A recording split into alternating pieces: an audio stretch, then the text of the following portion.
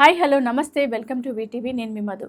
ఆంధ్రప్రదేశ్ ఉప ముఖ్యమంత్రి పవన్ కళ్యాణ్ ఇటీవల నేషనల్ స్కూల్ ఆఫ్ డ్రామాను సందర్శించారు. విద్యార్థి తత్వం, దృశ్య కళలు మరియు వేదిక కళలపై వారి అభిరుచి, శిక్షణా విధానం గురించి ఆయన స్వయంగా ఆసక్తి చూపించారు. ఎన్డీఎస్ పరిశోధన, నాటక ప్రదర్శనలు, విద్యా వర్క్షాప్లను వీక్షించారు. విద్యార్థులు చేస్తున్న నాటకం, ప్రదర్శనల సన్నాహక విధానం, వేషధారణ మరియు వేదిక ఏర్పాటు వంటి అంశాల్లో పవన్ కళ్యాణ్ అభిప్రాయాలు తెలుసుకున్నారు. మరి వారికి ప్రోత్సాహకంగా స్పందించి కళారంగంలో యువతకు అవకాశాలు ఎక్కువ కావాలి అని అన్నారు.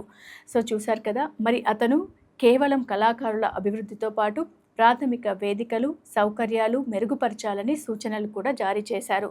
ఎన్ఎస్డికు అవసరమైన మౌలిక వసతులు, మోతుతీరు మరియు అవకాశాలను కూడా విస్తరించడం ద్వారా దేశీయ, అంతర్జాతీయ మ్యాక్సిమాల్లో కూడా కళలకు మరింత గుర్తింపు రావాలని డిప్యూటీ సీఎం పవన్ కళ్యాణ్ కోరారు.